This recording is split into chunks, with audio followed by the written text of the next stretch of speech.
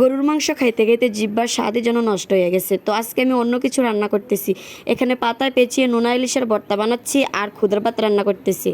আসসালামু আলাইকুম, সবাই কেমন আছেন? আশা করি সবাই ভালো আছেন। তো কার ঈদ কেমন কাটলো অবশ্যই কমেন্ট করবেন। আরও একটা নতুন ভিডিও নিয়ে আপনাদের মাঝে চলে আসলাম। এই তো নোনা ইলিশ রান্না করার জন্য এখানে আমি ইলিশটাকে ভালো করে গরম পানি দিয়ে ধুয়ে নিছি। তারপর এখানে কয়েকটা রসুনের কোয়া আর শুকনো মরিচ নিয়ে নিছি। লবণ দিছি না, এমনি মানে ব্লেন্ডারে ব্লেন্ড করে নিছি। এই তো দেখতে পাচ্ছেন কেমনভাবে পানি দিয়ে আমি ব্লেন্ড করে নিছি।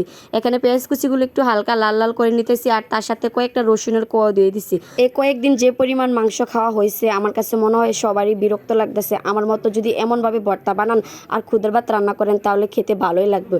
তো এখানে যে আমি পেস্টটা করে রাখছি নোনা ইলিশ, আর এটার সাথে আমি হলুদের গুঁড়ো আর কিছু পরিমাণ লবণ দিয়ে দিচ্ছি।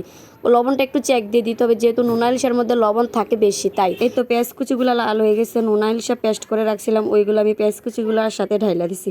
ঢাইলা ভালো করে নেড়েচেড়ে একটু পরিমাণ পানি দিয়ে ভালো করে রান্না করে নেব।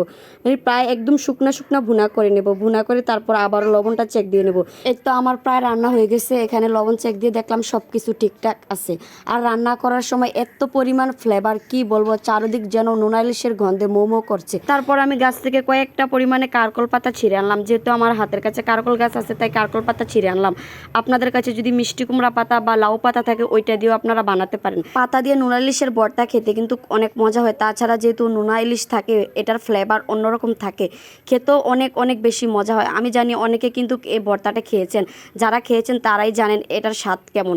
তো এই তো যেই কথা সেই কাজ, পাতার মধ্যে আমি ভর্তাটা চামচ দিয়ে পেঁচিয়ে তারপর এই তো সরিষার তেলের মধ্যে দিয়ে দিচ্ছি। দিয়ে এপিট উপিট করে ভালো করে ভেজে নিচ্ছি। চাল কুমড়া পাতা হোক, লাউ পাতা হোক, পুঁইশাক পাতা হোক আর কারকল পাতা হোক, যে কোনো পাতাই ব্যবহার করেন ভালো করে ধুয়ে নিতে হবে। এই তো আমার বড়া ভাজা শেষ। আমার জামাই বলতেছে শুধু বড়া দিয়ে ভাত খাবে না, এর সাথে আরও অন্যরকম একটা ভর্তা বানানোর জন্য। তারপর আমি আবার কাঁচামরিচও নিছিলাম ভর্তা বানানোর জন্য। শীতলও ধুয়ে নিছিলাম। শীতল দিয়ে মানে কাঁচামরিচের একটা পাটায় বেটে ভর্তা বানাবো। এই তো আমার খুদের ভাতও প্রায় রান্না শেষ, দেখতেই পাচ্ছেন। এখানে আমি অন্য আর একটা ভর্তা বানানোর জন্য সব কিছু রেডি করতেছি। কেমন হলো আজকের রান্নাগুলো আমার সবাই কমেন্ট করবেন। আর দেখা হবে পরবর্তী কোনো ভিডিওতে। সবাই ভালো থাকবেন। আসসালামু আলাইকুম।